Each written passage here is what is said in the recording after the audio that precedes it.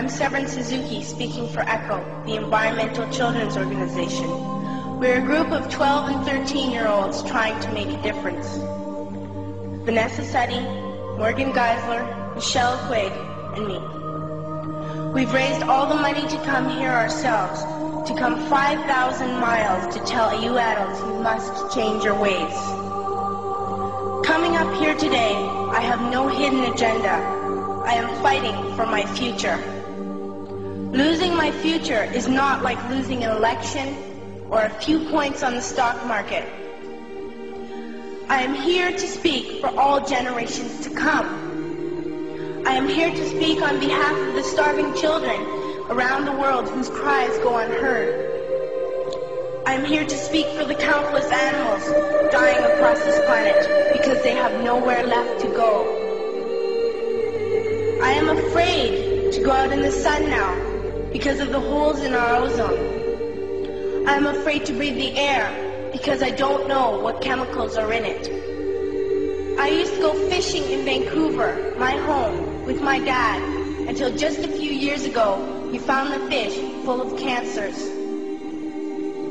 And now we hear of animals and plants going extinct, every day vanishing forever.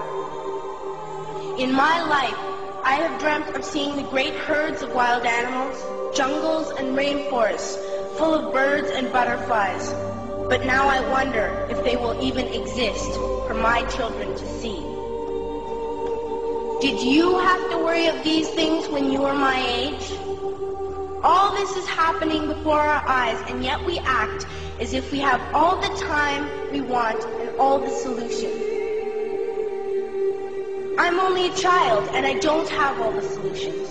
But I want you to realize, neither do you. You don't know how to fix the holes in our ozone layer.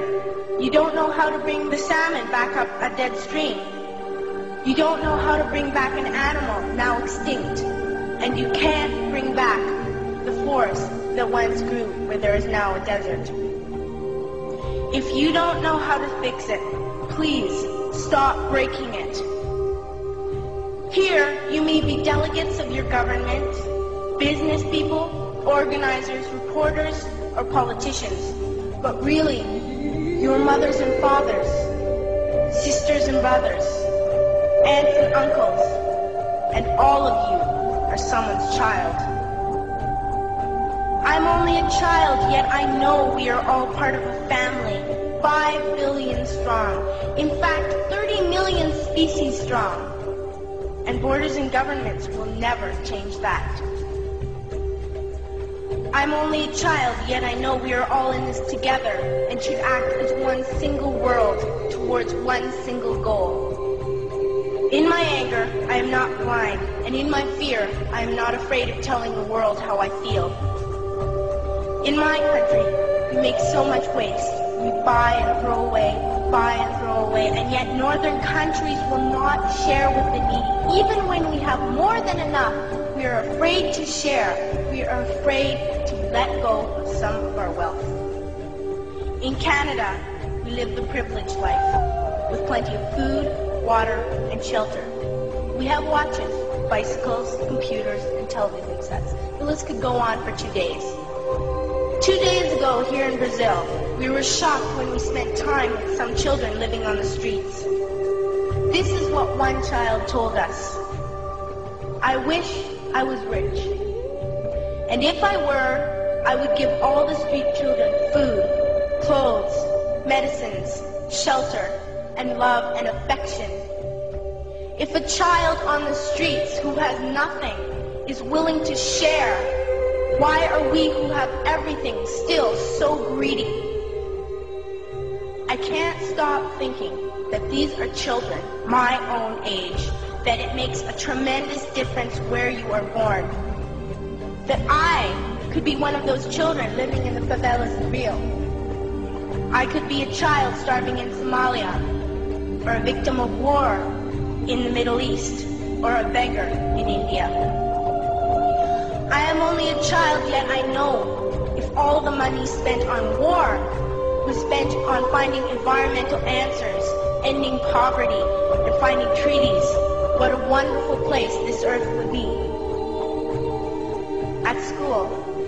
Even in kindergarten, you teach us how to behave in the world.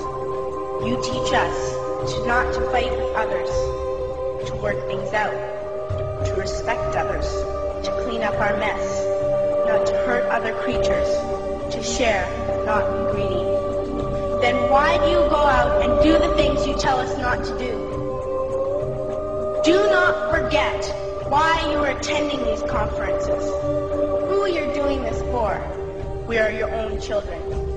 You are deciding what kind of world we are growing up in. Parents should be able to comfort their children by saying, everything's going to be all right. It's not the end of the world, and we're doing the best we can. But I don't think you can say that to us anymore. Are we even on your list of priorities? My dad always says, you are what you do, not what you say. Well, what you do makes me cry at night. You grown-ups say you love us, but I challenge you, please, make your actions reflect your words. Thank you.